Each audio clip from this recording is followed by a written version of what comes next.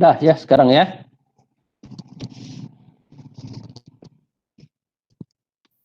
Sudah, Pak. Oke. Jadi saya nanti ngajar ini sistem proteksi jaringan dan switchyard atau gardu induk ya. Nanti kita akan dibagi dua. Jadi awal ini saya sampai UTS ya, sampai UTS. Kemudian nanti setelah UTS akan diampu oleh Bu Siti Saudah. Tapi kalau untuk yang apa? Yang konservasi itu biasanya saya dengan Pak Ceng Daud ya. Tapi kalau untuk yang TPTL ini saya dengan Ibu Siti. Di mana ini ya ini jadwal saya ini setiap hari ya saya ngajar. Jadi kita ada 2 pertemuan untuk proteksi ini. Jadi hari Rabu ya.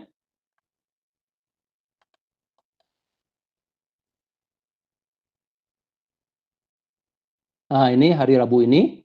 Hari Rabu jam 7 sampai jam 8.40 itu untuk teorinya. Kemudian nanti untuk proteksi itu ketemu lagi hari Jumat. Hari Jumat jam 1 sampai jam 4 ya. Nah, untuk ini nanti mata kuliah proteksi untuk yang praktek ini saya gunakan dulu untuk teori selama 3 sampai 4 kali pertemuan. Ya, karena materi yang pembukaan ini cukup banyak ya sehingga cukup waktu yang lebih lama lagi. Ya, mudah-mudahan Anda cepat mengertinya sehingga tidak terlalu banyak yang harus dijelaskan. Anda bisa belajar nanti sendiri ya. Nah, jadi nanti hari Jumat kita pun kuliah teori dulu ya. Jadi kita masuk jam 1 sampai jam 4. Ya, jadi ini ya hari Rabu sekarang. Nah, kemudian nanti hari Jumat ya.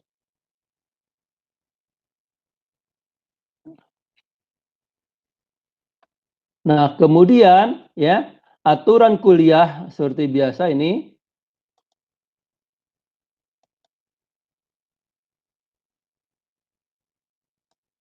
Nah, jadi kita untuk teorinya kuliahnya itu hari Rabu ya, jam 7 sampai jam.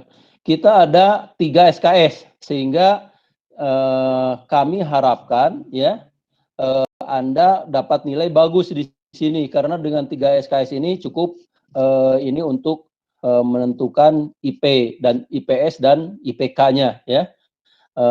Indeks prestasi semester dan indeks prestasi kumulatifnya dengan 3 SKS ini.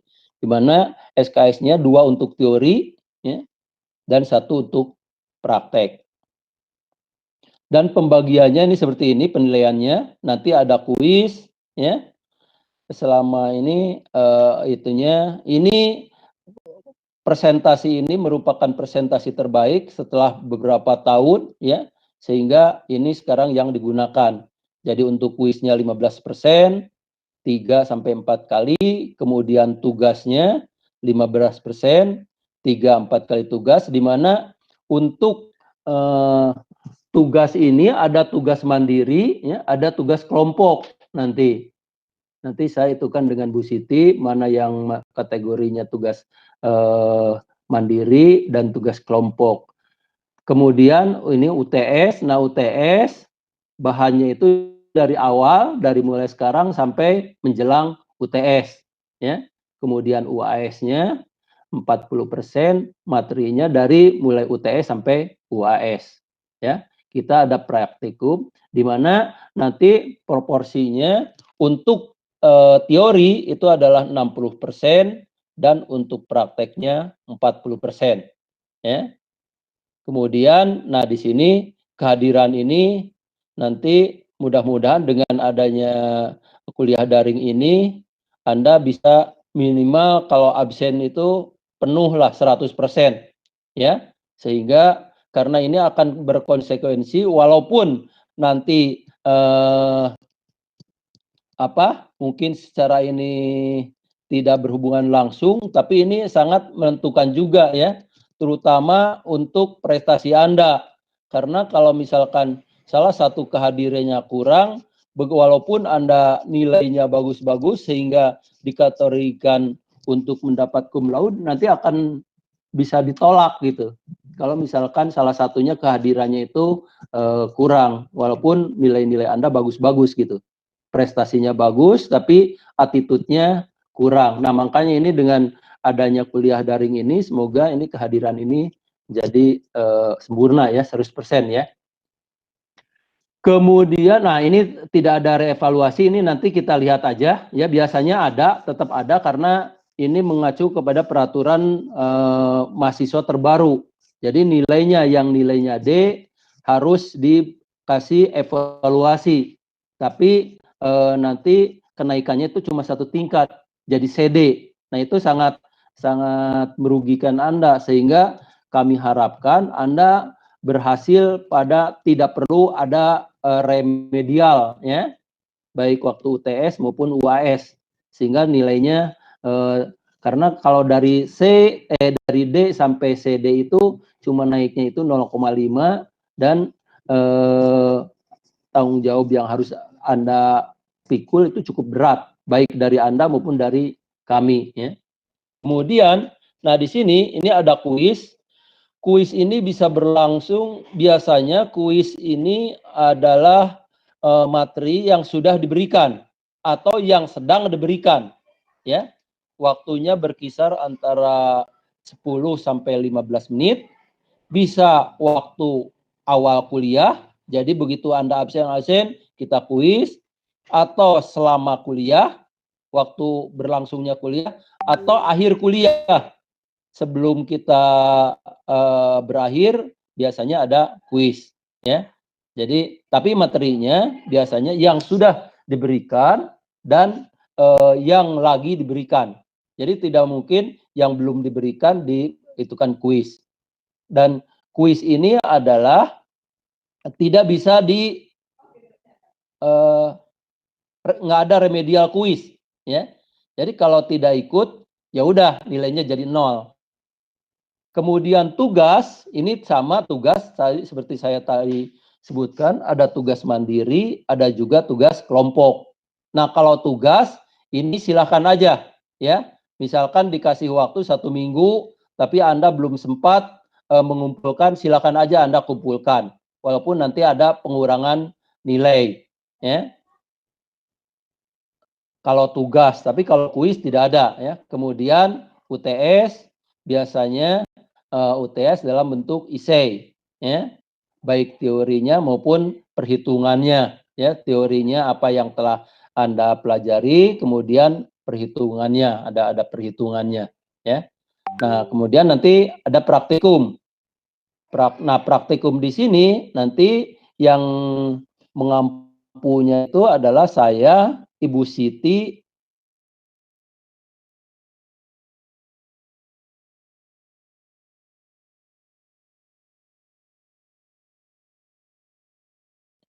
kemudian kan karena baru rapat nanti praktikum yang akan dilaksanakan.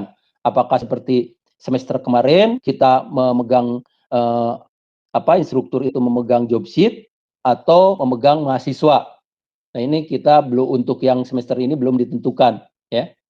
Oke, sampai sini ada yang perlu tanyakan, silakan.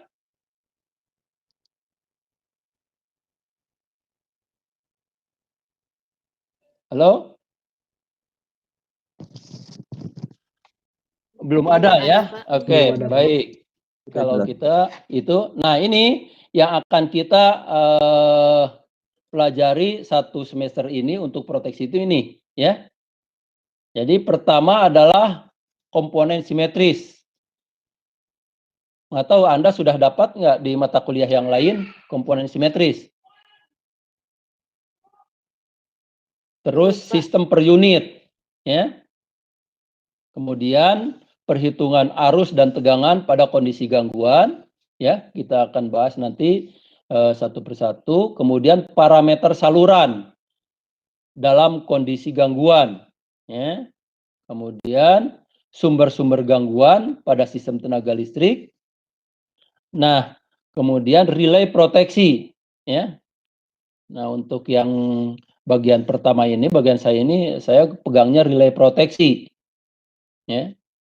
Nah, kemudian trafo instrumen, ya, trafo instrumen, ya, karena biasanya relay proteksi mempunyai kapasitas yang relatif kecil, maka untuk tegangan tinggi, arus tinggi diperlukan trafo ukur, trafo instrumen, ya.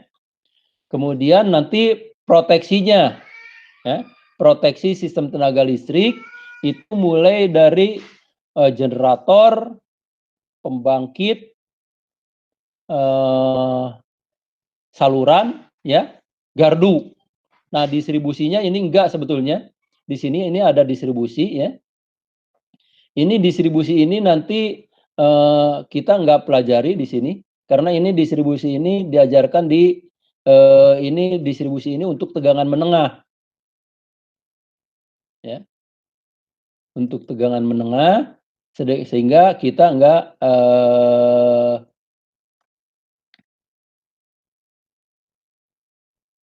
nah, yang ininya enggak pelajari, ya. Kemudian peralatan proteksi terhadap tegangan lebih.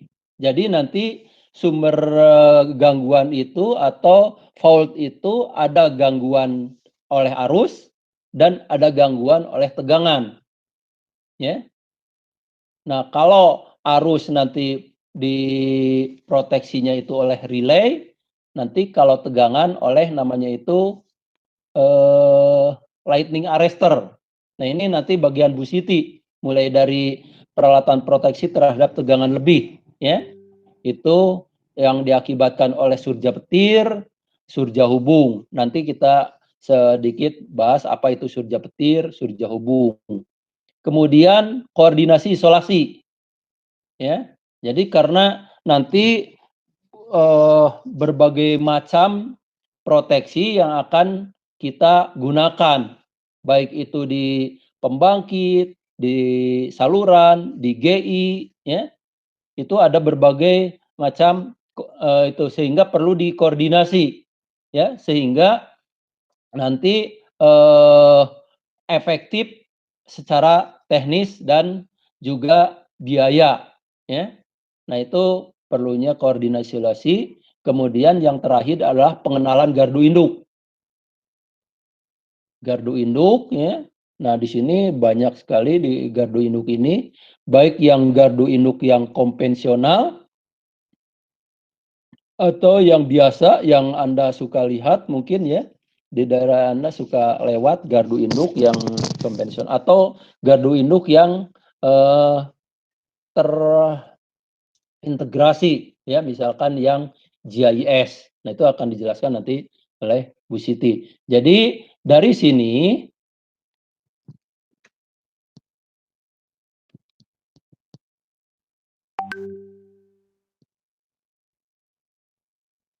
ya sampai sini itu bagian saya.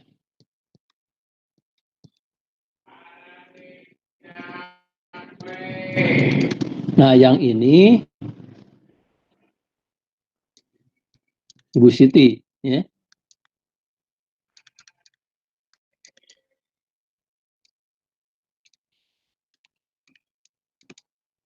Jadi bagian ini mulai ini sampai UTS itu nanti sampai sini.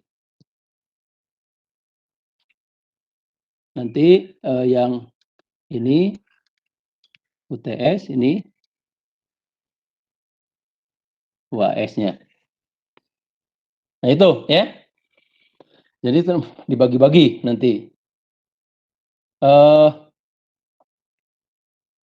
Kemudian di sini atau di sini ada yang perlu tanyakan dulu nggak? Silakan. Nanti kita akan bahas ini. Komponen simetris, ya. Nah, ini nanti kita lebih jelasnya itu apa itu komponen simetris.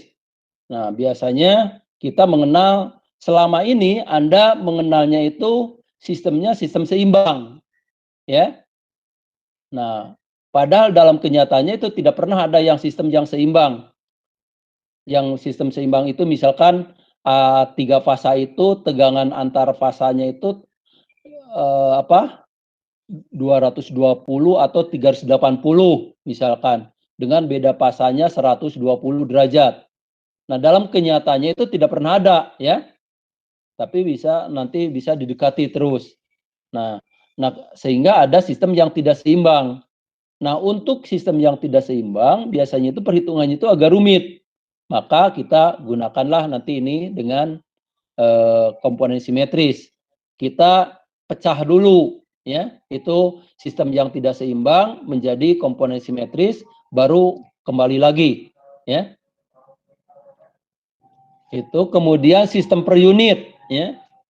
Nah, sistem per unit di sini nanti Anda itu kita akan kan satu persatu. Sistem per unit itu karena misalkan mulai dari pembangkit sampai distribusi, kita jelaskan itu ada perubahan tegangan karena adanya gardu ya, baik itu gardu induk primer, gardu induk sekunder maupun gardu distribusi. Nah, kalau kita ngitung secara langsung dengan perubahan tegangan itu akan kesulitan. Maka kita dinormalisasi ya, disamakan dulu sehingga perhitungannya lebih mudah. Nah, kita hitung dalam sistem per unit nanti. Ya, itu kemudian perhitungan arus tegangan dalam kondisi gangguan. Nah, gangguan apa aja nanti? Ya, ada yang gangguan permanen, ada yang temporer dan lain sebagainya. Kemudian parameter saluran. Nah, ini parameter saluran ini berhubungan sama bagaimana rangkaian pengganti supaya bisa dianalisis ya. Misalkan generator. Nah, bagaimana parameternya supaya bisa dianalisis ya. Apakah dalam kondisi stabil, steady state ya, atau dalam kondisi gangguan ya. Di mana nanti gangguan kita mengenal istilah impedansi urutan ya, urutan positif, urutan negatif, dan urutan nol. Kemudian sumber-sumber gangguan. Nah, ini bagaimana gangguan itu datangnya dari mana? Apakah gangguan yang bersifat temporer ya, maupun gangguan yang bersifat permanen. Kemudian relay proteksi ya. Nah, relay proteksi ini kenapa ini diajarkan? Karena seperti tadi, sebetulnya alat proteksi yang paling sederhana itu di rumah Anda pun ada. Misalkan pemutus pengaman lebur, sikring, ya, Anda kenal. Terus lagi ada MCB. Tapi kalau sistemnya sudah besar, tidak bisa langsung, maka diperlukanlah relay. Nanti banyak sekali jenis-jenis relaynya. Kemudian kita akan menghitung bagaimana setting dari relay tersebut. Ya. Kemudian ada trafo instrumen. Ya. Trafo instrumen, di mana di sini trafo instrumen itu karena tadi relay proteksi sudah saya jelaskan mempunyai kapasitas yang relatif kecil. Misalkan relay ya cuma kurang dari 5 ampere ya. Terus V relay itu biasanya kurang dari 220 volt. Nah, kalau pada tegangan menengah, tegangan tinggi ini tidak bisa langsung dihubungkan dengan relay ya. Maka digunakan trafo. Ada trafo arus, ada trafo tegangan ya. Atau trafo tegangan potensial transformer atau voltage transformer ya, kita akan lihat nanti. Nah, proteksi ini digunakan di mana ini? Nah, ini dari sistem tegangan listrik, STL ini ya, sistem tenaga listrik itu dari mulai pembangkit ya, GI, transmisi. Nah, ini termasuk di GI ya. Itu. Oke, silakan ada pertanyaan dulu. Izin bertanya, Pak. Silakan. Untuk bahan ajar bisa diakses dari mana ya, Pak? Bahan ajarnya sebetulnya bahan ajarnya itu secara ini saya udah itu kan coba di ini ya, maksud bahan ajarnya ini referensi atau bahan ajar ini? Kalau bahan ajar ini saya udah kasih di kakak kelasnya, minta aja soft copy-nya. Karena secara umum perubahannya tidak terlalu besar. Biasanya perubahannya itu kalau ada yang baru saya masukkan, tapi secara umum itu sudah saya serahkan mulai dari awal sampai terakhir, ya. Jadi ini semua bahannya itu sudah soft copy-nya sudah ada di teman-teman di kakak-kakak kelas Anda. Silakan Anda minta. Tapi kalau misalkan ini saya pun ini nanti itu kan di apa? Di e-learning ya, disimpan di e-learning sehingga Anda bisa bisa mengaksesnya dengan waktu-waktu tertentu. Itu kalau bahan ajar. Ya. Jadi silakan secara garis besarnya, secara globalnya, kakak kelas Anda sudah mempunyai,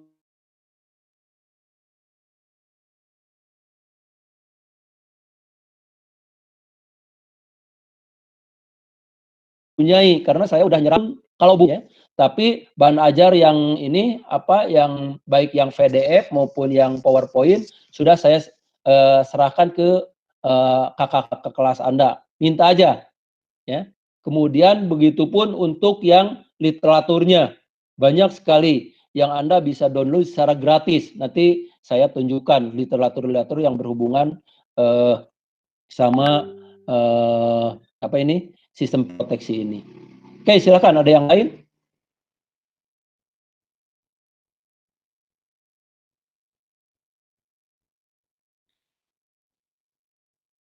Oke, nah ini tujuan pembelajaran proteksi ini adalah setelah menyelesaikan mata kuliah ini, mahasiswa memperoleh gambaran lengkap tentang sistem proteksi pada sistem tenaga listrik. Ya.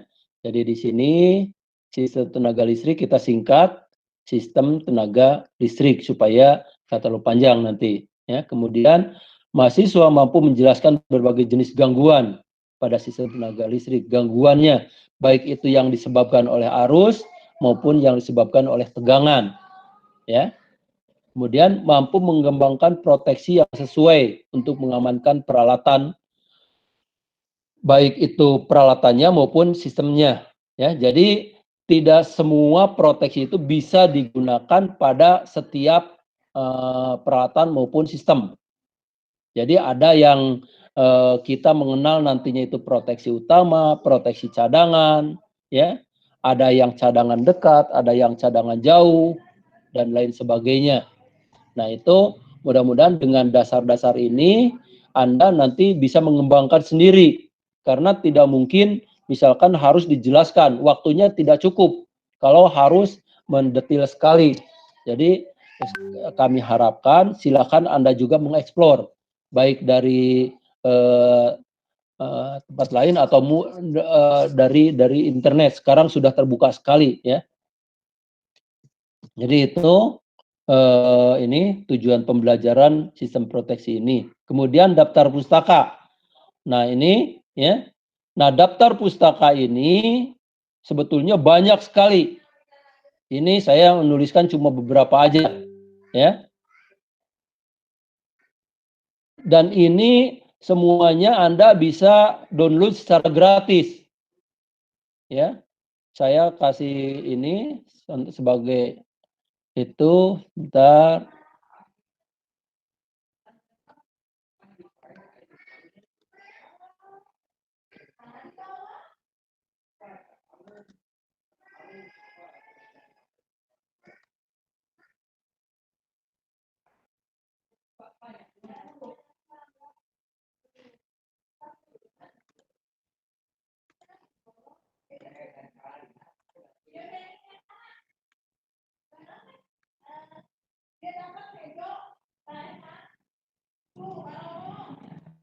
Nah, ini ya. Kalau yang banyak ini banyak sekali. Ya. Ini semuanya ada berhubungan sama proteksi.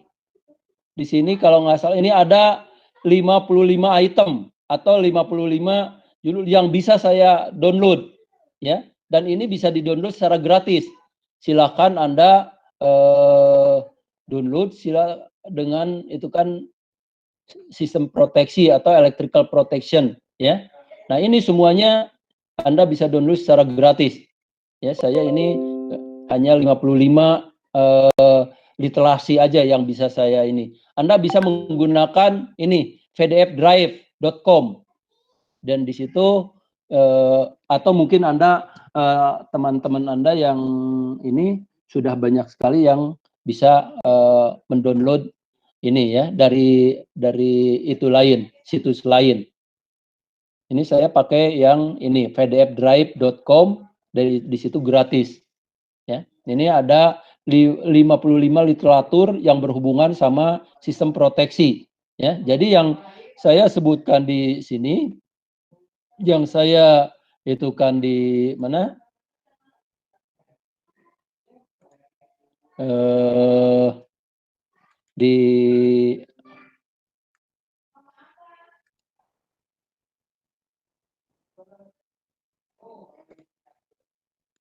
Di sini ini cuma sebagian aja ya.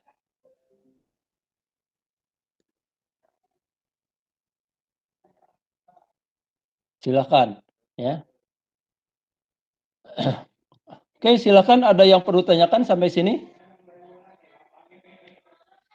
Jadi silabusnya atau yang akan kita pelajari selama 1 semester ini atau selama mungkin 12 sampai berapa? 14 kali pertemuan ya. Karena mungkin sekarang banyak libur. Itu Anda harus prepare juga ya. Ada Idul Fitri dan lain sebagainya. Itu banyak liburnya nanti. Silakan, ada pertanyaan?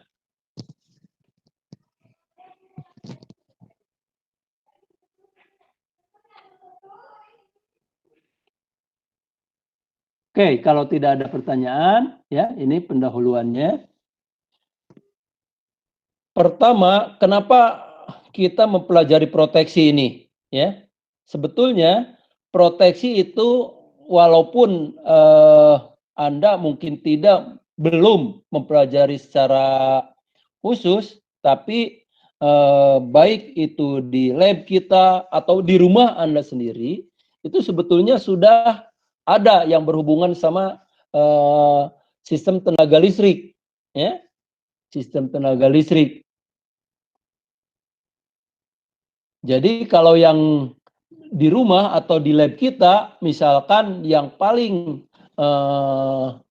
Anda kenal adalah apa? Tadi seperti saya katakan sikring, ya, atau pengaman lebur.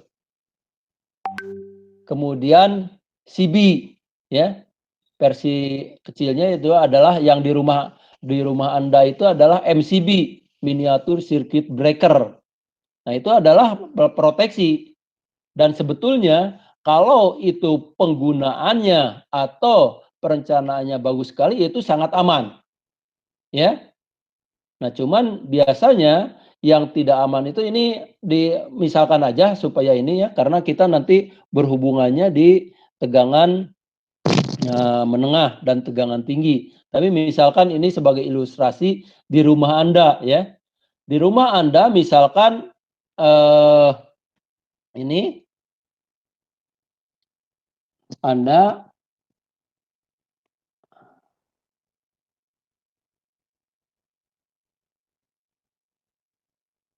rumah Anda gini ya.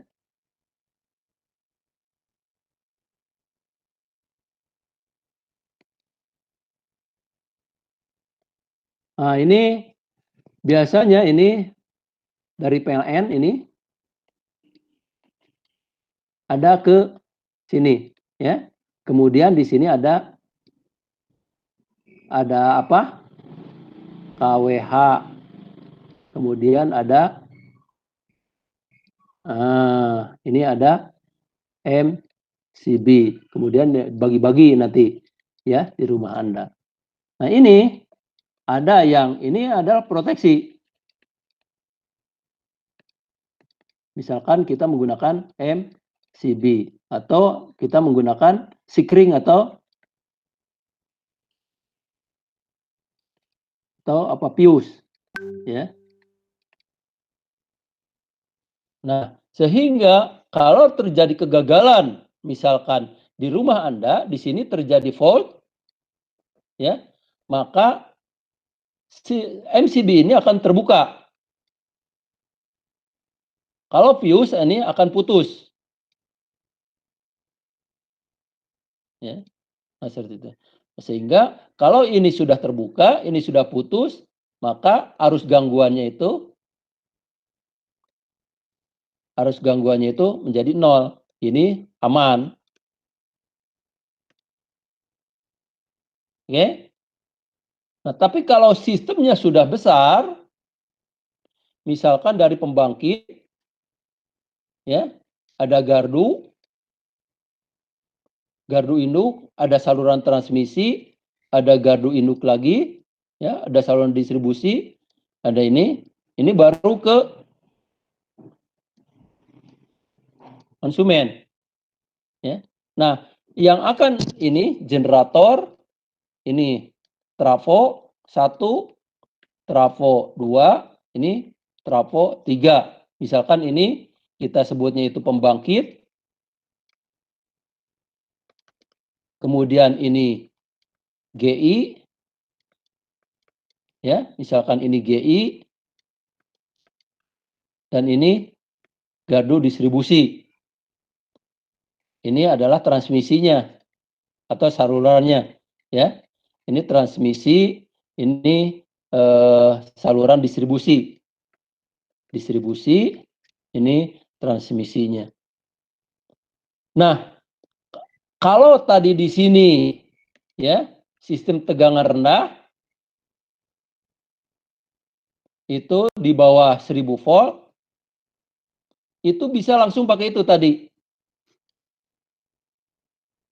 Tapi kalau dari sini, ini biasanya tegangannya yang di kita, yang ini udah 20 kV. Kemudian ke sini misalkan 150 kV, ya. Kemudian di sini misalkan 3,3 kV.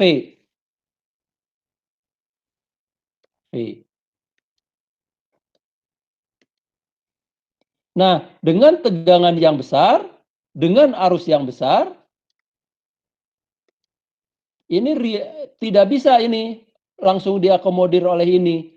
Maka kita perlukan relay. Nah, di sini kita menggunakan relay. Walaupun akhir-akhirnya si relay ini dia hanya sebagai ini aja. Relay di sini hanya sebagai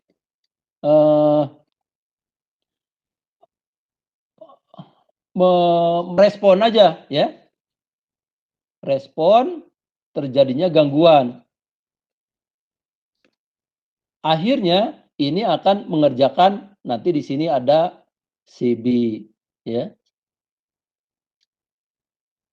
dan lain sebagainya, ya.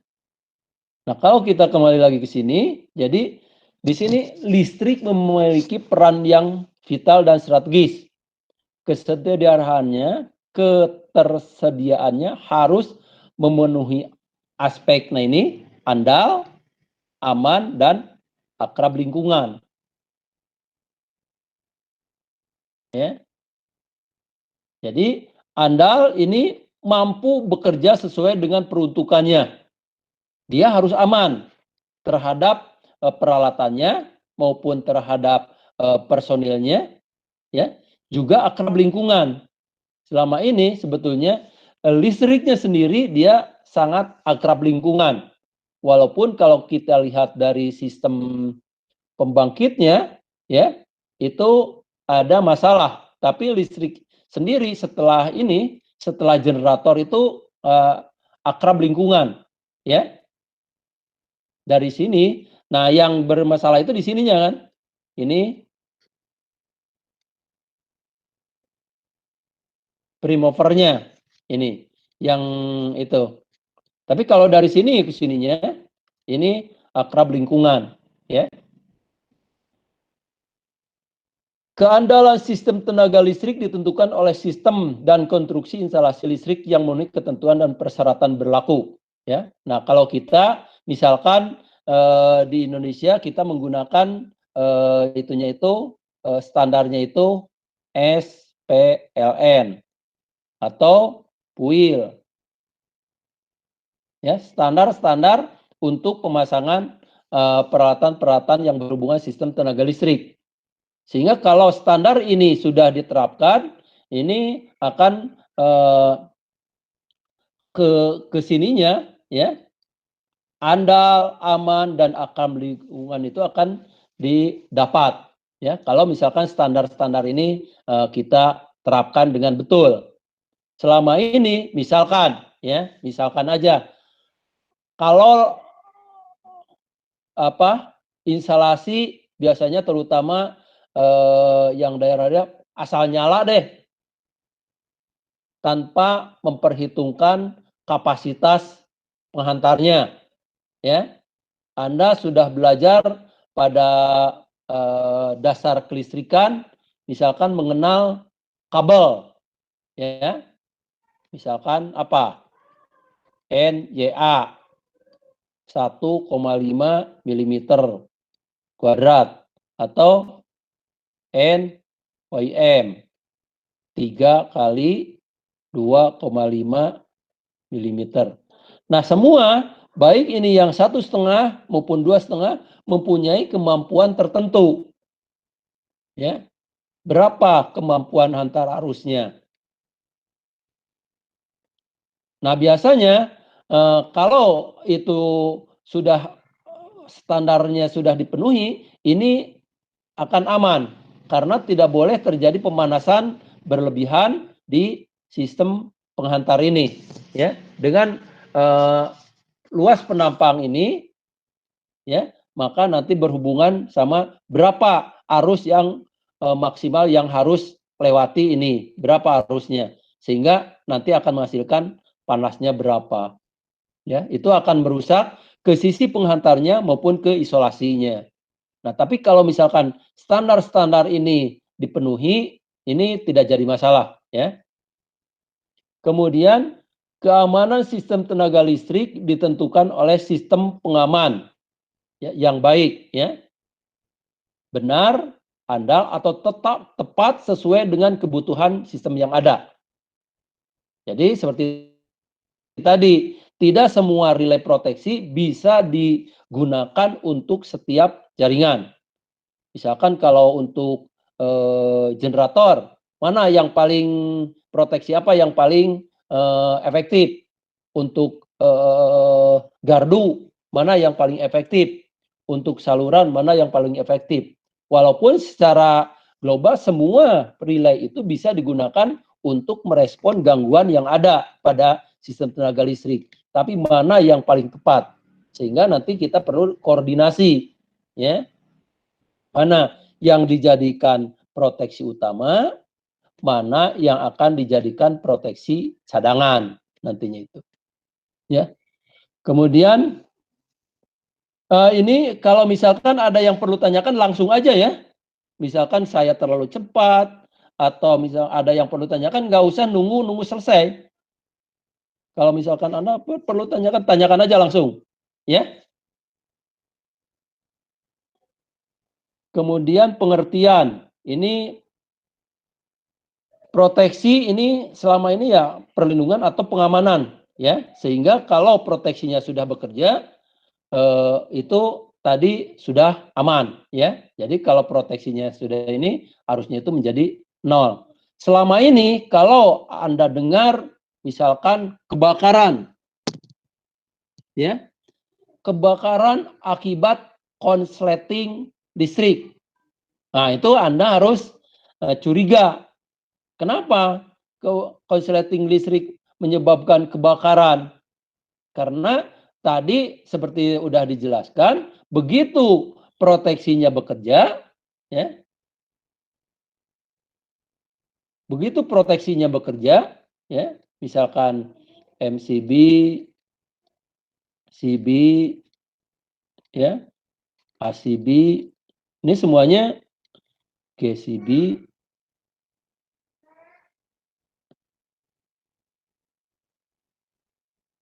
VCB,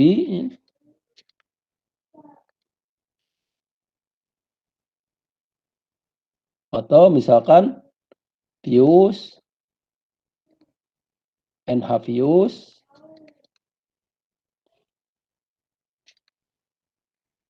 HRC fuse,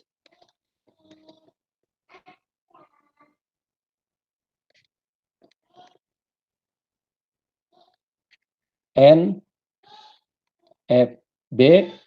no fuse breaker, atau fuse cut off. Nah, kalau ini semuanya sudah bekerja, maka arus gangguan 0. Nah, kalau arus gangguannya akan 0, apa misalkan yang menyebabkan terjadinya kebakaran?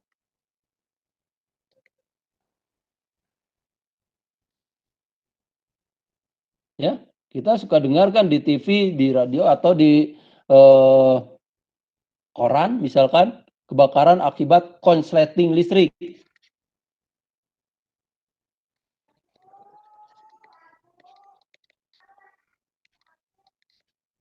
Atau nyebutnya itu hubung singkat.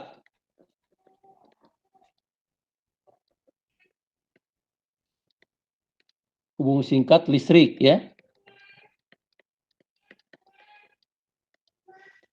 Konsleting listrik atau hubung singkat listrik, kalau proteksi ininya betul, sesuai standar, dan arusnya menjadi 0, tidak ada lagi yang menyebabkan terjadinya kebakaran.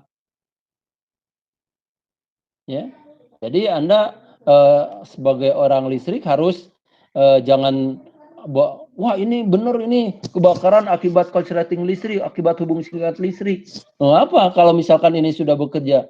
Ini waktunya, ya, hubung singkat ini waktunya sangat pendek. Kalau dia itu surja hubung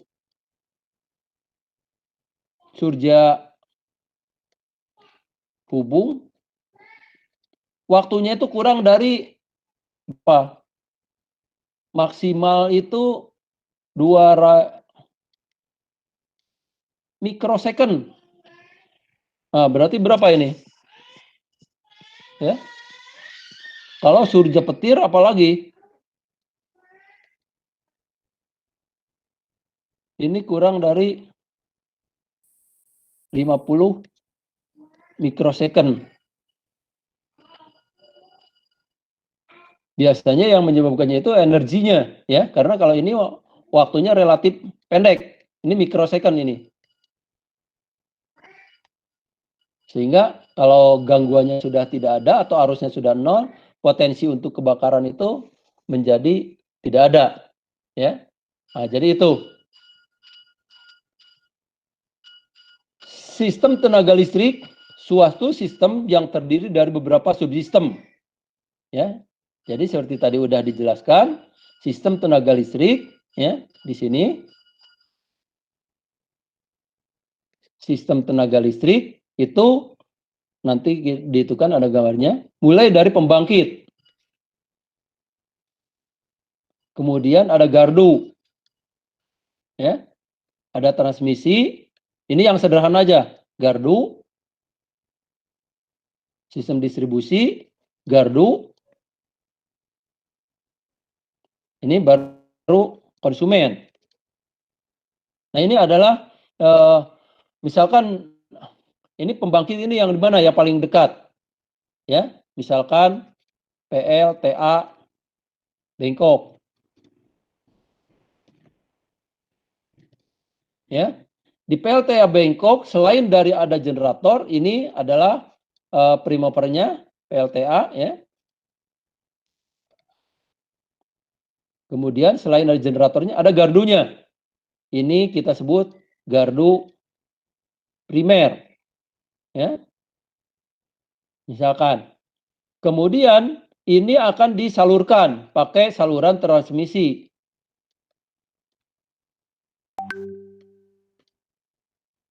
Masuk ke gardu induk sekunder. Ini penurun tegangan, Ya, misalkan ini di mana? Ini adanya ini di pembangkit ya. Ini ada misalkan di Bandung Utara. Bandung Utara itu di atasnya UPI persis ya. Kemudian nah ini adalah gardu distribusi. Ini saluran distribusi primer ya. Nah, kemudian ini gardu distribusi ini adanya di mana? Ini ada di lab surya kita. Surya Energi. Ya. Kemudian ini beban-bebannya. Misalkan ini jurusan energi lah. Nah, ini saluran distribusi sekunder. Nah, ini semua kita sebut dengan sistem tenaga listrik. Ya. Oke, silakan ada pertanyaan sampai situ?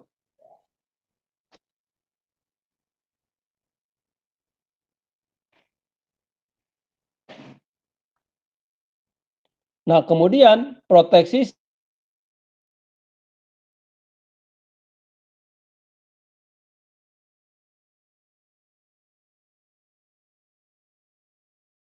sistem tenaga listrik, perlindungan sini yang akan kita pelajari ya. Mulai dari sini sampai sini.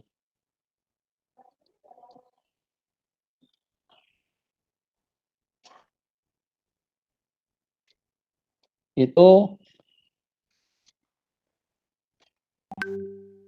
deteksi yang dipelajari ya. Yang dipelajari ini. Nah, jadi ini mulai dari pembangkit, generator, gardu di trafo, saluran transmisi, kemudian ya saluran, gardu, pembangkit ya. Jadi kita akan mempelajari proteksi ini.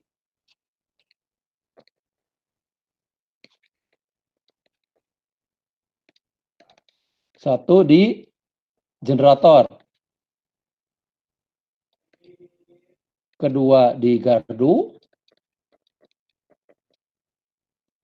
Ketiga di trafo. Keempatnya di saluran.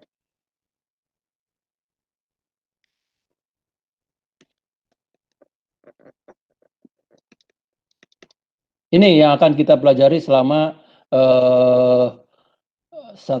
satu semester ini ya. Jadi proteksi di generator, gardu ya, gardu induk ini, kemudian di trafo. Walaupun gardu induk itu yang paling dominannya itu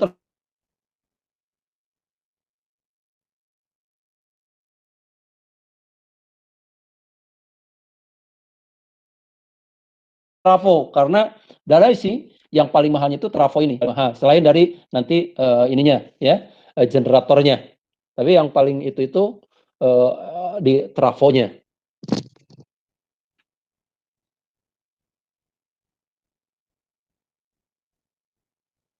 Oke, silakan ada pertanyaan. Izin bertanya, Pak. Silakan. Tadi kan dari sisi gardu induk primer lalu ke gardu induk sekunder itu di gardu induk sekunder kan nilainya 150 kP. Ya. Itu mengapa ditentukan 150 kP gitu Pak, dan bagaimana pengaruhnya terhadap sistem proteksi di sana? Nah, di sini ini kan kita kalau kita lihat dari sistem tegangan ya. Bentar, saya ini kan. Nah, sistem tegangan kita, kalau kita itu kan dari sistem tegangan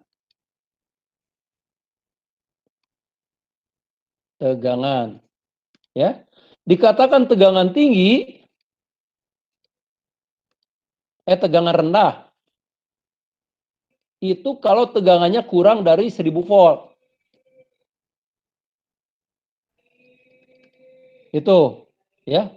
Awalnya itu seperti itu. Tapi kalau kita bagi lagi secara lebih mendetail, ternyata tegangan ini terbagi dari sistem tegangan ekstra rendah, ya, itu kurang dari 50 volt.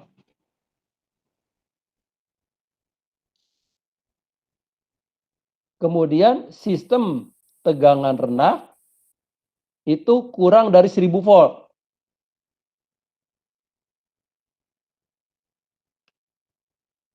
Kalau di kita misalkan berapa? 220, 380, ya, volt. Atau misalkan pada industri-industri tertentu ada yang tegangannya 440, 660 volt.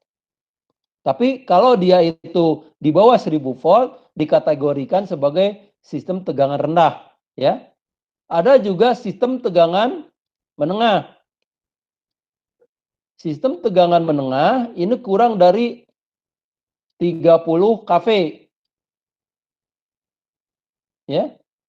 Nah, yang paling banyak di kita ini adalah sistemnya berapa? 20 kV, ya. Kemudian sistem tegangan tinggi itu kurang dari 150 kV.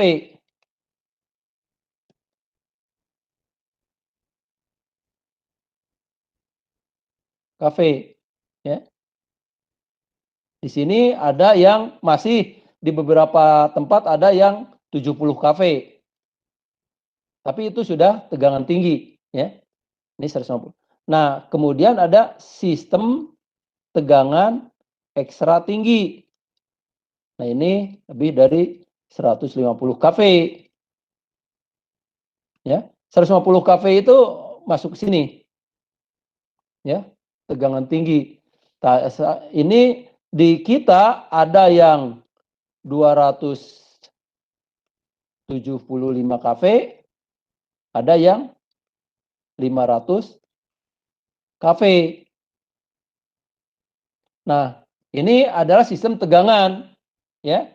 Nah, kalau kita lihat ke sini, tadi kenapa di sini? Jadi di sini nanti tergantung dari jaraknya, ya. Jarak antara satu gardu dengan gardu yang lain atau dari pembangkit dengan gardu.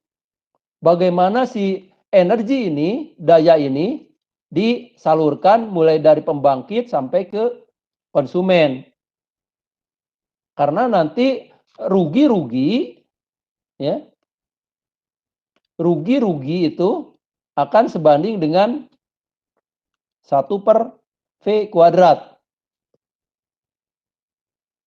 Ya. Rugi-rugi ini sehingga kalau tegangan misalkan tadi berapa ini? Tegangan 3,3 kV. Ya. Di sini 150 kV. Di sini 20 kV. Di sini berapa? 220, 380 volt. Nah, kalau tegangan ini energi tegangan yang 3,3 kV ini langsung ke konsumen akan habis di jalan. Karena di jalan ini dia mempunyai impedansi saluran. Ya. Nanti rumusnya itu ini pembangkit, ini saluran, ini konsumen. Ini adalah tegangan penerima, tegangan apa ini? Sumber, ya. Nah, di sini ada impedansi saluran, ada arus. Sehingga di sini akan menghasilkan drop tegangan, ya. Di mana V di sisi penerima itu adalah V sisi pengirim dikurangi delta V saluran. Ya, di mana delta V salurannya itu arus saluran dikalikan impedansi saluran. Nah, kalau tegangannya di sisi sumbernya sudah kecil, kemudian rugi-ruginya maka tegangan di sisi penerimanya akan rendah. Nah, itu tidak efektif. Sehingga tadi yang ditanyakan kenapa ada 150, ada berapa tadi? 500. Ya itu tergantung nanti sistem salurannya, ya. Oke, misalkan saya tanya, Anda tinggal di mana ini? Siapa ini yang bertanya ini barusan? Tasya Pak di Garut. Tasya, di mana? Di Garut. Nah, Anda kalau pulang ke Garut, misalkan ya, di daerah Ranca Ekek itu kan ada terbentang sistem tegangan ekstra tinggi 500 kV. Iya, Pak. Ya, Anda juga melewati sebelum itu ada yang 150 kV, mungkin ada yang 70 kV. Nah, seperti itu, Tasya, ya. Jadi bisa 150, bisa 500, bisa, tapi di pembangkitnya, misalkan ini seperti saya tadi itu kan di pembangkit yang paling dekat dengan kita itu Dago. Dago itu tegangannya 3,3 kV. Tapi kalau misalkan, nah ini Anda KI kemana ini? KI, udah KI belum?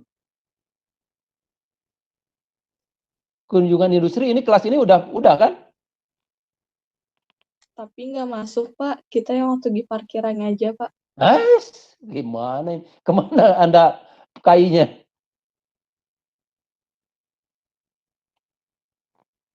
Hah?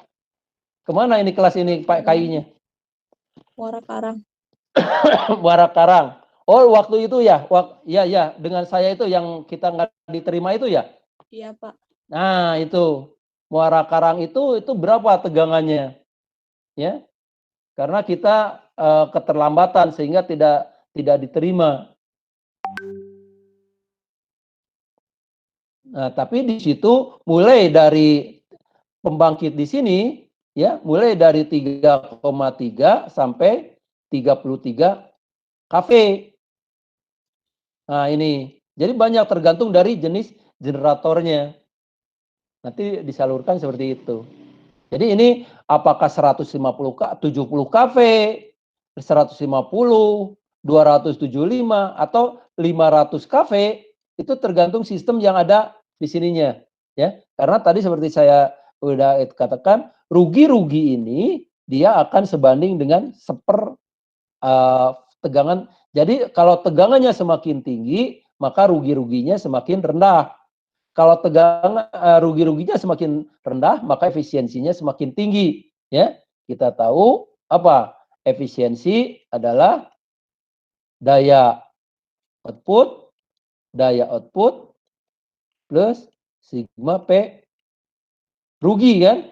Nah, kalau ininya rendah, maka efisiensinya akan tinggi gitu. Nah, ini itu nanti sebanding dengan kuadrat. Jadi kalau tegangannya tinggi, maka ininya rugi-ruginya akan rendah. Apalagi nanti banyak ini, ya. Di antaranya dengan V itu, ya, PI kan. Kalau ininya tetap, ininya tinggi, maka ininya rendah. Ininya rendah, maka KH-nya rendah. KH-nya rendah, maka luas penampangnya kecil. Ininya kecil, ini menjadi murah. Banyak ini sekali yang bisa diperhitungkan, ya. Jadi pemilihan tegangan itu nanti tergantung sistemnya. Oke, silakan. Siapa lagi yang mau tanyakan?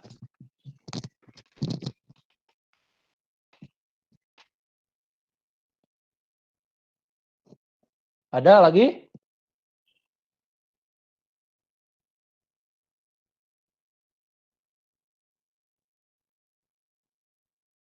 Dari saya cukup. Terima kasih Pak atas jawabannya. Oke, silakan yang mau tanya lagi.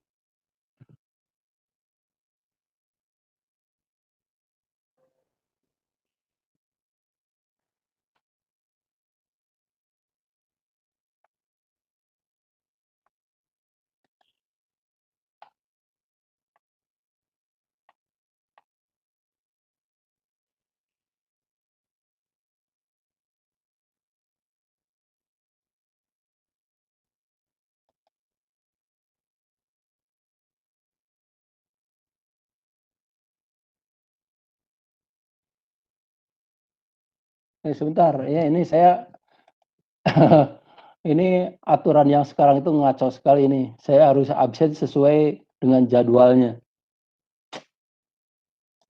Anda udah pada ngabsen? Sudah, Pak. Oh, ini. Saya udah terlambat, nggak bisa ngabsen juga ini. Sekarang jam 8, ini mulainya kita jam 7 tadi. Ya udahlah, nggak apa-apa, biarkan aja. Ya, jadi ini sekarang sistem ini dengan PD1-nya ini itu sekali gitu ya. Sekarang saya sudah nggak bisa absen ini. Tadi lupa. Nggak apa-apa lah. Oke, silakan ada pertanyaan.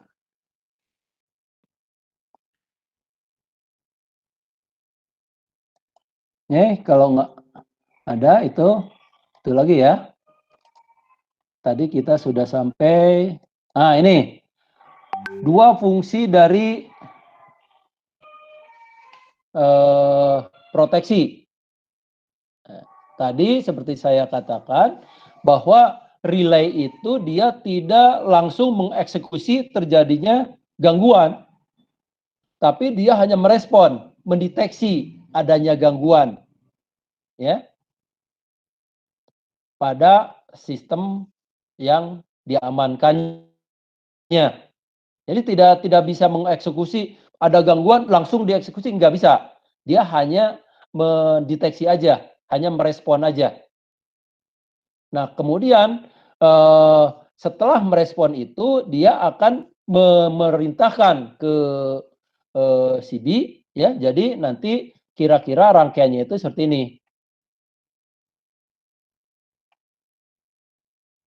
Jadi ini misalkan ini busbar, ya. Kemudian ini adalah CB-nya. Ini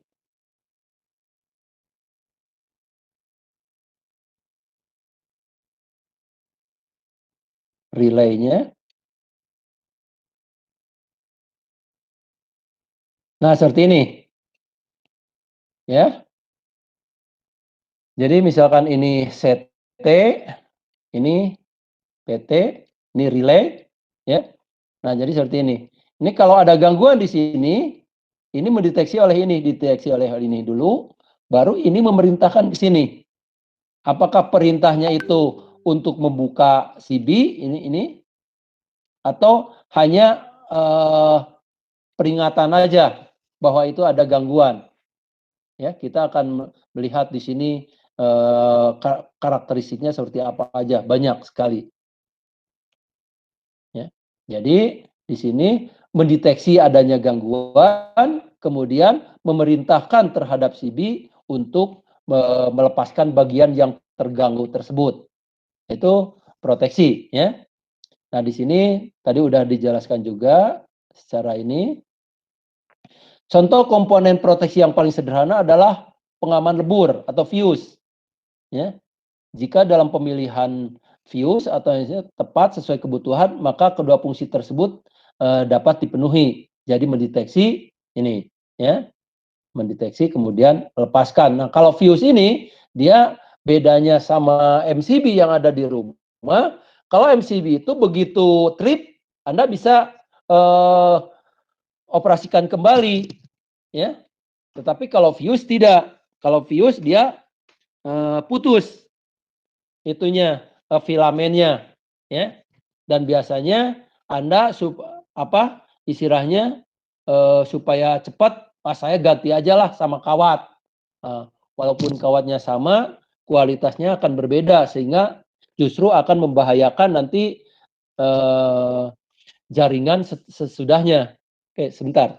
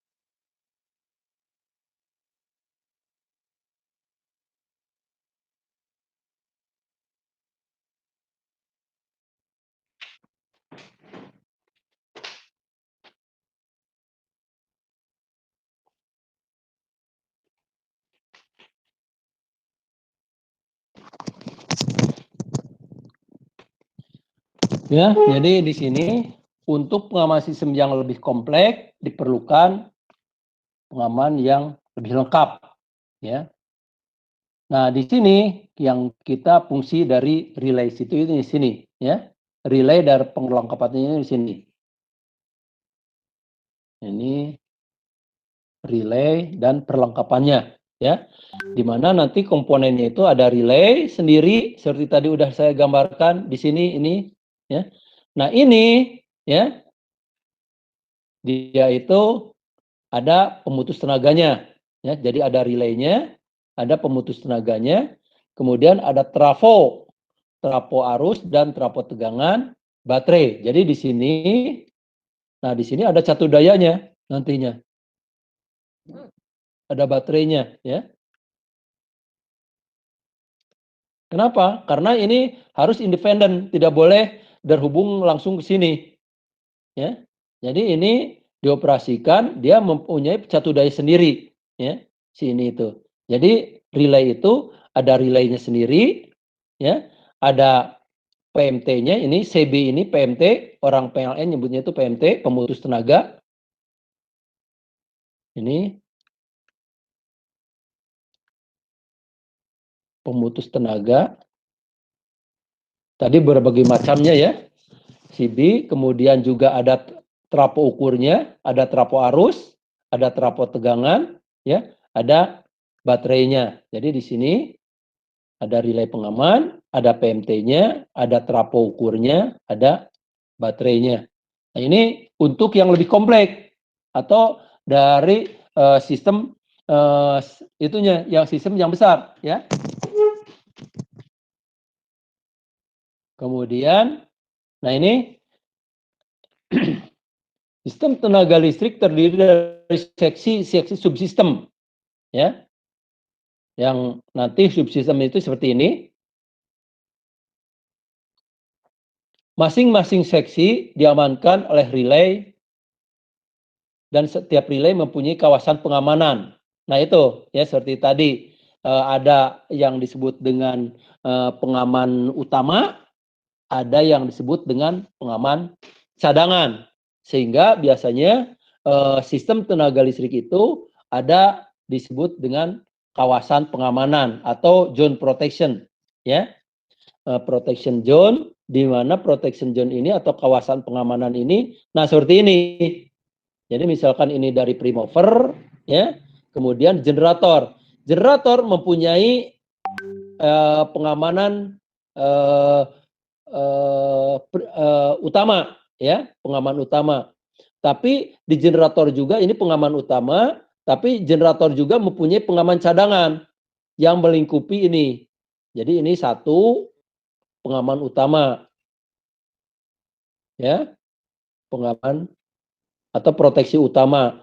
Tapi yang ini yang dua, ini adalah proteksi cadangan. Nah, nanti ada cadangan dekat, ada cadangan jauh, ya, dan lain sebagainya.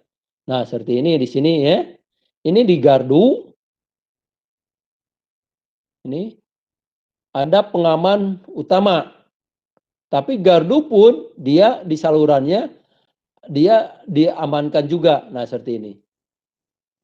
Ini sederhananya seperti ini, ya. Padahal seperti tadi misalkan yang ini ada di Dago, ya, yang ini ada di UPI, ya, ini di Dago, ini di UPI.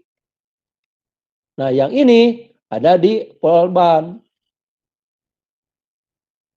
Ini misalkan di jurusan kita lah, di lab kita ya, lab energi.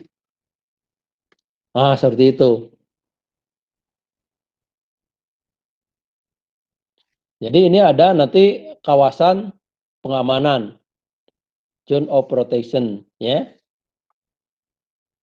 Nah, kalau kita lihat komponen sistem tenaga listrik ini mulai dari pembangkit, ya, kemudian gardu pembangkit, seperti tadi saya katakan, misalkan ini PLTA bengkok, kemudian ada gardunya, nah baru disalurkan dia misalkan ke Bandung Utara, ya. Nah, pakai saluran transmisi 150 kV misalkan. Nah, dari sini baru dihitungkan ke gardu ini gardu distribusi ya, gardu distribusi. Nah, gardu distribusi ya, baru nanti ke konsumen. Kalau dilihat dari gambarnya kira-kira seperti ini gambarannya ya. Nah, gambarannya seperti ini. Mulai dari primover, kemudian primover sampai sini. Kemudian ini pembangkit, generator, ini trafo, transmisi, trafo, distribusi primer, ya. Kemudian ada distribusi sekunder dan beban. Seperti ini. Oke, sampai situ ada yang perlu tanyakan? Silakan.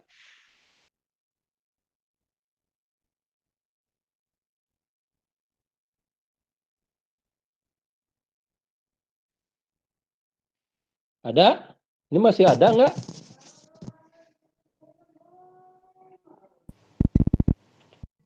Belum ada, Pak. Belum ada pertanyaan. Oke. Oke. Nah, jadi ini ya. Yang ini kita ini ada secara umum komponen itu ada pembangkit, trafo penaik tegangan, jaringan transmisi primer, ya, gardu induk transmisi, jaringan transmisi sekunder, trafo penurun tegangan. Nah, ini ada penaik tegangan. Tadi misalkan penaik tegangan dari 3,3 ke 150 kV. Penurunan tegangan ini dari 150 ke 20 kV. Trafo distribusi ini 20 ke 0,4 kV. Ah, seperti itu ya.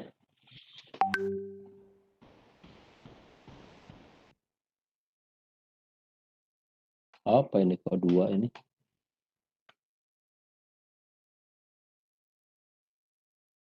Nah, di sini sistem tenaga listrik pusat pembangkit ya. Anda ada mata kuliah power plant ya. Tempat energi listrik pertama dibangkitkan di mana terdapat turbin sebagai penggerak mula atau free movernya dan generator yang membangkitkan listrik.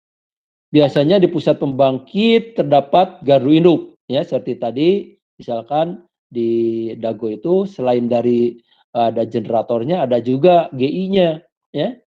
Peralatan utama pada gardu induk antara lain trafo yang berfungsi untuk menaikkan tegangan dan juga peralatan pengaman dan pengatur ya. Jenis pusat pembangkit yang umum antara lain ya seperti ini Anda sudah belajar juga ya. Ada PLTA, PLTU, PLTG, PLTN dan sebagainya lah. Kemudian saluran transmisi berupa kawat atau kabel ya. Kawat di saluran udara atau kabel misalkan di bawah tanah ya. Berfungsi untuk menyalurkan energi dari pusat pembangkit ya. Dan saluran transmisi ini mempunyai tegangan yang tinggi. Nah, ini tadi seperti saya katakan untuk mengurangi rugi-rugi daya. Jadi rugi tadi sebanding dengan 1/V². Nah, contohnya misalkan ini saluran udara tegangan tinggi, saluran udara tegangan ekstra tinggi, ya. Sistem distribusi, pusat pengatur distribusi, distribution control center, ya. Saluran tegangan menengah, biasa juga disebut dengan distribusi primer, yang merupakan saluran udara atau kabel, ya. Untuk salurannya, gardu distribusi tegangan menengah terdiri dari panel pengatur tegangan menengah dan trafo sampai dengan tegangan rendah. Jadi di sini di gardu distribusi ini ada trafo. Nah, ini 20 kV yang di kita ya. Yang ininya 220 atau 380 volt.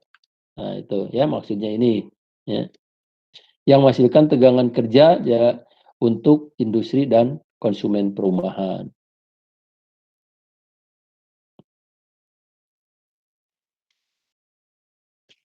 Nah, oke. Ukuran keandalan dan kualitas listrik secara umum ditentukan oleh beberapa parameter. Nah, jadi kualitas listrik, ya, kita menerima misalkan di rumah untuk penerangan, untuk data, untuk video, untuk audio, itu tergantung dari pertama adalah frekuensi. Ya. Jadi kalau frekuensinya terganggu, maka ketiga itu ya tadi bisa video, audio, atau apa ini? Data, ini akan terganggu. Ya. Kalau frekuensi itu sama dengan frekuensi video, maka gambar akan terganggu. Kalau frekuensi itu sama dengan frekuensi audio, suara akan terganggu. Kalau frekuensi itu sama dengan frekuensi data, maka data akan terganggu. Sehingga kadang-kadang di rumah kita kayak ada redup sebentar, ya. Kemudian kayak kayak berputar karena frekuensinya kurang, ya. Terutama misalkan kalau menggunakan lampu tabung, ya, TL, itu akan kelihatan sekali. Kemudian misalkan kalau video frekuensinya sama karena terjadi harmonisa tinggi, maka gambarnya akan terganggu, ya. Kalau sama dengan audio, maka suaranya akan terganggu. Nah, untuk frekuensi daya, ya, standarnya kalau kita lihat ini adalah ini. Jadi 50 plus minus 0,6 Hz, ya. Jadi 49 ini selama masih di kawasan ini dia masih bagus gitu. Tapi kalau udah di luar ini biasanya baik video, audio maupun data itu akan terganggu, ya. Penyimpangan sementara atau transient deviasi itu bisa terjadi akibat adanya gangguan, baik itu gangguannya yang permanen maupun gangguan yang temporer. Itu nanti sangat berpengaruh, ya. Kemudian selain frekuensi adalah tegangan. Nah, tegangan yang baik adalah tegangan yang tetap stabil dengan nilai yang telah ditentukan walaupun terjadi fluktuasi, ya. Di mana gangguan tegangan ini bisa berupa tegangan lebih, tegangan kurang, atau flicker, ya. Flicker ini biasanya akibat harmonisa yang diakibatkan oleh frekuensi. Nah, di sini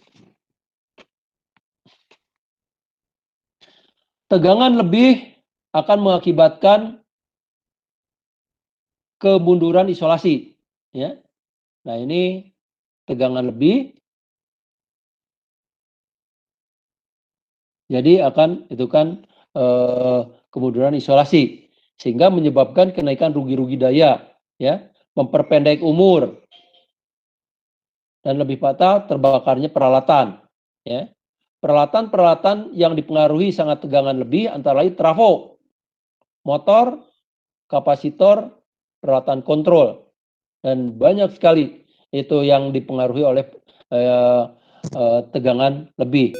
Tegangan lebih bisa disebabkan karena surja hubung,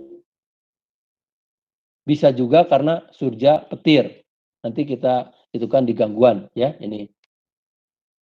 Tegangan turun. Nah, ini sistem akan mengakibatkan berkurangnya intensitas cahaya, misalkan pada lampu, ya. Kalau pada lampu TL kurang dari 85%, tegangan nominal biasanya langsung padam. Tapi kalau lampu pijar dia akan redup, ya. Biasanya pada ini akan berakibat pada banyak sekali, ya. Misalkan starting motor. Nah, ini kalau penurunan tegangan, ya.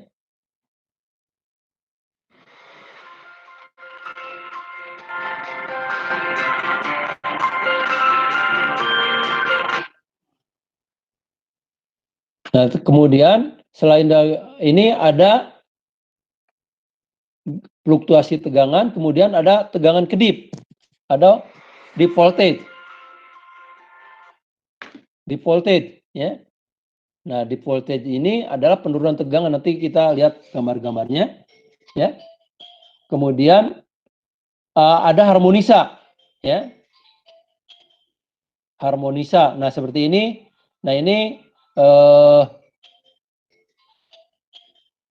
ini harmonisa itu lihat di sini, ya. Jadi ada harmoni, ini frekuensi dasarnya, F dasarnya, misalkan 50 Hz.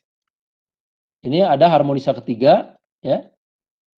Itu sehingga F-nya itu 150 Hz.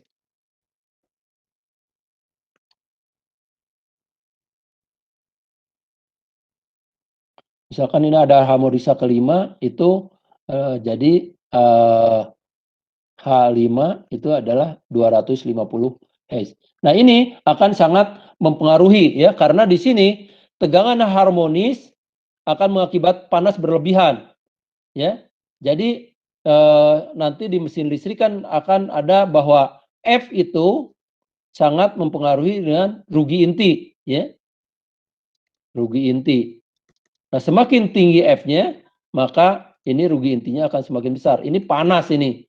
Sehingga di sini mengakibatkan panas berlebihan, getaran keras, ya. Misalkan Anda lewat daerah-daerah yang padat penduduknya, kemudian trafonya kualitasnya bagus, jelek, ya, kurang bagus, sehingga pada beban-beban tinggi Anda suka dengar dengungan yang sangat keras sekali, ya. Kalau standarnya hanya berapa dB gitu, tapi ini karena kualitas trafonya kurang bagus, kemudian pembebanannya harmonisanya tinggi, sehingga getarannya akan sangat terasa sekali, ya. Kemudian juga peralatan power bank, ya, ini akan sangat dipengaruhi oleh harmonisa, ya, karena X, C itu, itu, ya, ini akan sangat terjadi pemanasan berlebihan. Nah, jadi di sini juga akan mengganggu audio, video, dan lain sebagainya. Kemudian gangguan bisa disebabkan oleh ketidakseimbangan tegangan.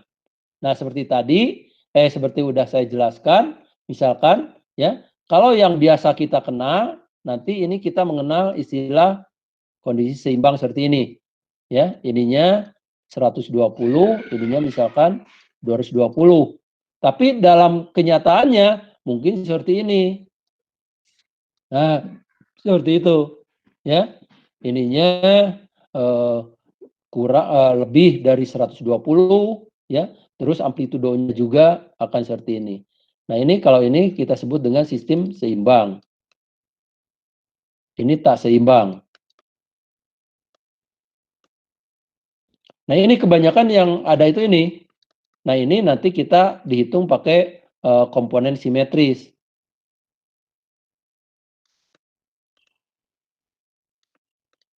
Simetris, ya. Kemudian interupsi atau pemadaman listrik, ya. Pemadaman yang direncanakan. Nah, ini biasanya PLN suka ada pemeliharaan, ya, pekerjaan perbaikan, atau perluasan jaringan. Nah, itu direncanakan. Tapi ada yang tidak direncanakan. Misalkan karena adanya gangguan, ya, karena ada salah satu gangguan itu terjadi hubung singkat, ya.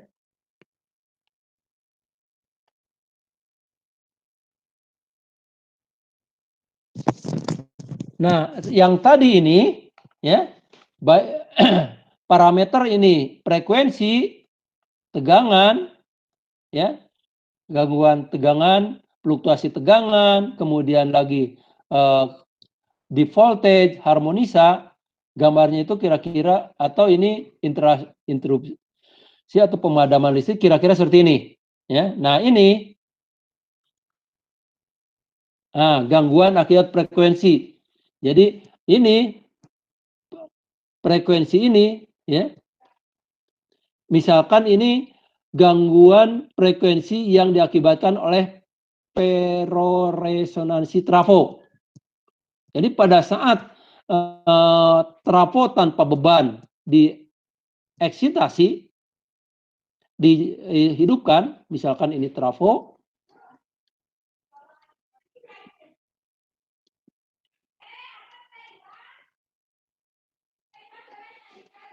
nah pada saat ini masuk, ini akan ada peroresonan antara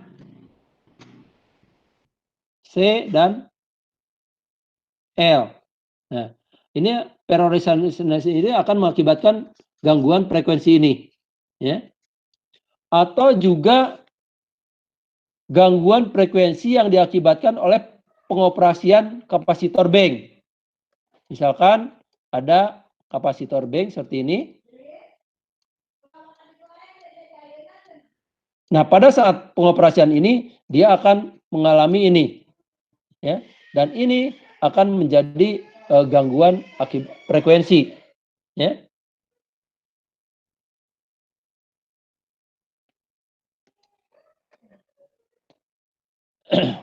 Kemudian ini Anda sudah pernah menggunakan apa di lab kita itu pekimeter, ya, pekimeter, power quality meter, ya.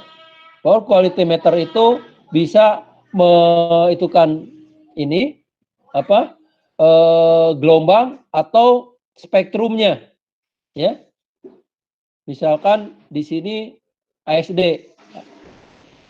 Nah, sehingga di sini akan kelihatan frekuensinya, THD-nya, total harmonic distortion, ya, dan lain sebagainya.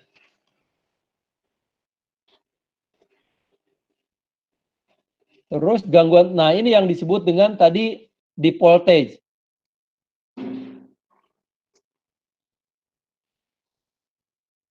Ya, ini dalam bentuk spektrumnya, ini dalam bentuk gelombangnya. Jadi di sini,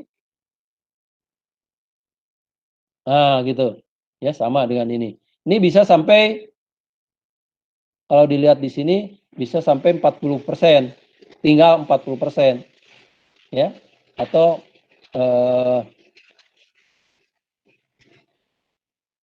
di sini berapa ini? 30, ya, 35%. Nah, itu sangat berbahaya, ya. Pada peralatan-peralatan yang sangat sensitif terhadap perubahan tegangan, dia akan terganggu.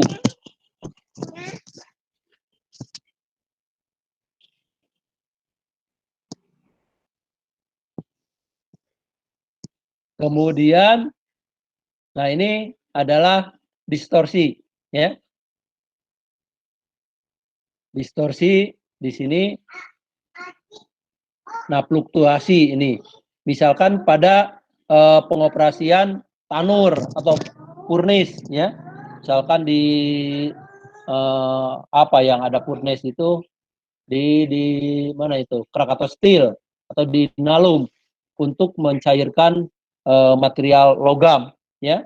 Biasanya pada saat bertemunya material sama ininya, elektrodanya akan menghasilkan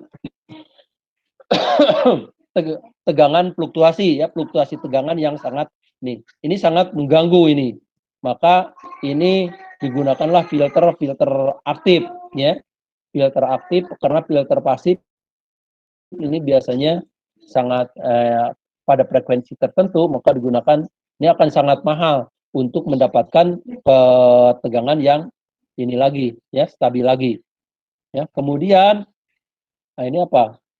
Nah ini seperti tadi saya katakan, kalau misalkan sumbernya seperti ini, nah ini yang seimbang seperti ini. Tapi kalau misalkan yang tidak seimbangnya itu seperti ini, nah ini akan mengakibatkan unbalance voltage atau tegangan yang tidak seimbang. Ya, salah satu untuk ukurnya itu adalah ini, ya, ketidakseimbangannya itu. Nah, ini Anda sudah belajar di baik matematik maupun di rangkaian listrik, ya.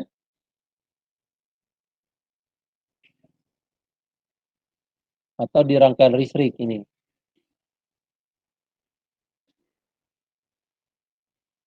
Bahwa gelombang yang ini, yang terdistorsi ini, sebetulnya merupakan kumpulan dari gelombang-gelombang ini. Nah, seperti ini. Ya.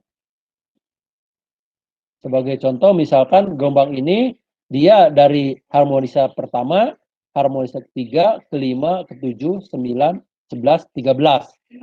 Ya, 13 kalau frekuensinya 60, berarti ada frekuensi yang 780. Nah, kalau kita lihat ini berapa proporsinya dari gelombang ini atau pengaruh frekuensi terhadap gelombang ini, kita lihat di spektrumnya tadi. Misalkan ya. Nah, ini gelombang seperti itu misalkan pengaruh dari ini 2, 3, 4. Nah, ini kelima misalkan ke 7, 8, 9, 10, ke 11 ya dan lain sebagainya.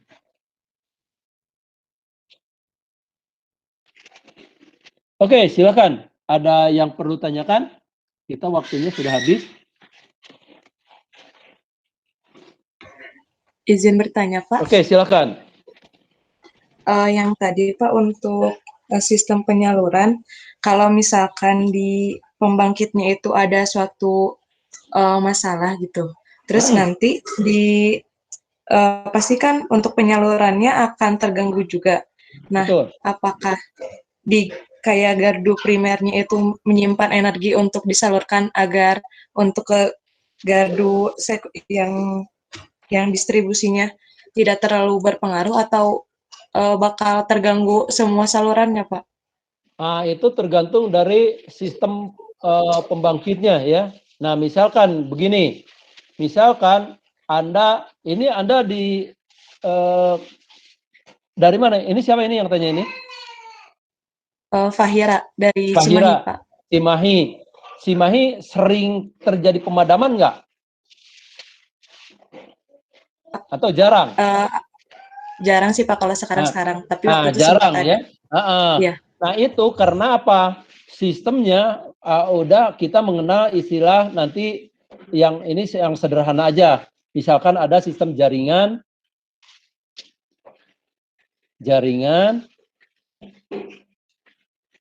ini ada yang radial,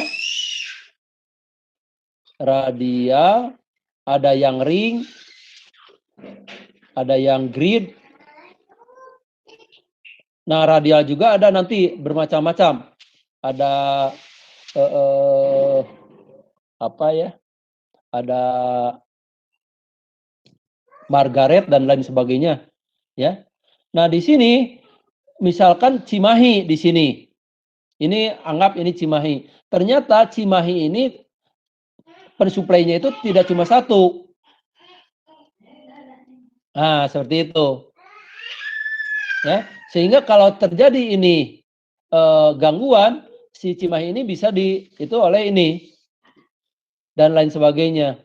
Tapi kalau itu gangguan udah misalkan sistemnya grid atau kalau radial pakai yang spindle, ya. Ini ada yang salah satu nantinya itu spindle.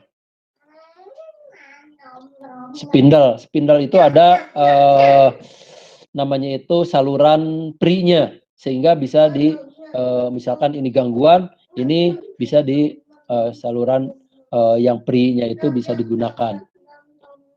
Nah, tapi kalau saluran radial, misalkan industri yang mempunyai sumber satu gitu ya. Saya punya sumber, ini trafo, kemudian ini nih. Maka kalau ininya gangguan, praktis yang ininya terganggu juga. Itu ya, Pak Ira ya. Jadi kalau yang sistem misalkan di Cimahi ini karena sumbernya dari berbagai tempat, ya, maka kalau terjadi salah satu gangguan, beban yang ada di Cimahi ini masih bisa disuplai oleh sumber yang lain. Tapi kalau sumbernya cuma satu, seperti ini sistemnya sistem radial, begitu sumbernya terjadi gangguan atau dalam pemeliharaan, maka praktis ini akan collapse juga gitu, akan terganggu juga. Ya, oke silakan yang lainnya. Terima kasih, Pak. Ingin bertanya Pak, Oke, silakan. waktu itu tahun 2019 itu pernah terjadi gangguan di saluran transmisi yang Jawa Bali, Unggah Malang. Nah, Ya. itu dikatakan pohon yang tingginya melebihi 8,5 meter akan mengakibatkan flash atau lompatan listrik. Itu Ya. bagaimana ya Pak maksudnya? Oke, jadi sini ya. Ini menara. Ini menara. Ya. Itu. Ini saluran kita. Nah, ini sederhananya seperti ini. Nah, gitu.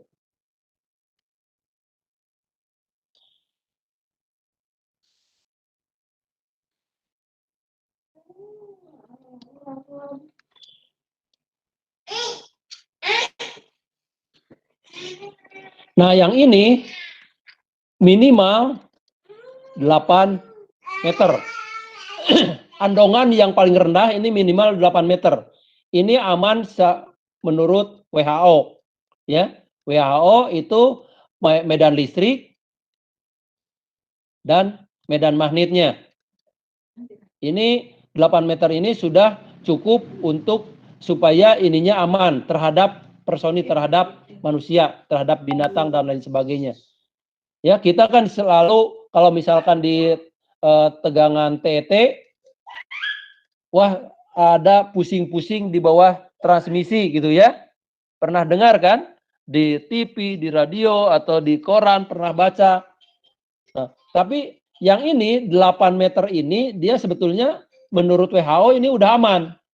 Baik medan listriknya maupun medan magnetnya udah aman terhadap tidak akan mempengaruhi terhadap manusia. Nah, yang dimaksud dengan ini itu nanti kalau saya ini lihat penampangnya seperti ini saluran misalkan RST. Nah, di sini di bawahnya itu ada namanya itu ROW. Daerah yang harus dibebaskan. Ya. Daerah ini harus bebas. Ini harus bebas. Nah, kalau ada pohon di sini, ya, pohon di sini, terus menyambar ke salah satu ini, nah itu yang dimaksud dengan tadi yang ditanyakan itu. Seharusnya ini aman, daerah ini aman. Ya. Baik itu SPLN maupun PUIL maupun yang lebih atasnya lagi, misalkan IEC. Ya. Nah, ini harus bebas ini. Daerah ini itu tidak boleh ada gangguan. Ya. Gangguannya itu seperti ini nanti itunya itu. Daerah ini. Jadi kalau ada pohon di sini nggak masalah. Tapi kalau ada pohon di sini sehingga nanti itu ke sini, nah ini tidak boleh seperti itu. Sehingga yang pada tahun 2019 ya, waktu itu terjadi blackout. Iya, Pak. Nah, itu. Karena ini gitu. Seharusnya ROW-nya itu adalah harus bebas. Ini penghantar, dia ada kawasan yang tidak boleh ada gangguan. Tapi mungkin karena apalagi kalau transmisinya lewat hutan kan tidak terus-terusan dipantau, ya, sehingga mungkin ada pohon yang karena ada angin yang besar, maka cabangnya itu atau rantingnya itu mengenai ke saluran ini sehingga terjadi hubung singkat antara kawat tanah. Nanti kita akan hitung berapa ini besarnya. Oke, silakan ada lagi. Terima kasih, Pak. Oke, karena waktunya sudah habis, insya Allah kita akan ketemu lagi hari Jumat, ya. Hari Jumat jam 1 masih teori, jadi yang praktek saya gunakan untuk teori dulu. Ya. Seperti tadi saya katakan, tolong absennya Anda betul-betul diperhatikan ya, karena absen kita itu sekarang langsung dikontrol oleh pusat. Seperti saya tadi yang pagi saya udah nggak bisa absen karena sudah terlambat, saya lupa itu absen yang pagi tadi itu. Dikasih waktu 30 menit, tadi jam 8 baru ingat sehingga tidak bisa. Nah, sekarang juga dikasih waktu ini kita udah jam 8 berapa? 50. Ini sudah lebih dari 10 menit. Nggak tahu saya masih bisa absen atau enggak. Ya. Jadi oke, saya tutup aja. Sekian, terima kasih. Assalamualaikum warahmatullahi wabarakatuh. Kita ketemu lagi insya Allah hari Jumat ya. Oh besok. Besok Anda sebelum jam 1 ada kuliah nggak? Sehingga kita mungkin bisa lebih pagi. Saya belum melihat jadwal Anda. Besok. Untuk hari besok sudah ada mata kuliah lain Pak dari jam 7.50 sampai 12.20. Oke, berarti kita jam 1 aja ya ketemunya ya. Besok OML 2 itu jam 1 atau jam berapa? Jam lupa saya. Iya, Pak, jam 1. Jam 1. Jam 1 ya? Oke, kita insya Allah kita ketemu jam 1. Tolong absennya bikin absen, kalau misalkan absen yang akademis belum itu, tolong bikin absen seperti biasa aja dulu, nah, supaya saya laporkan. Kemudian ini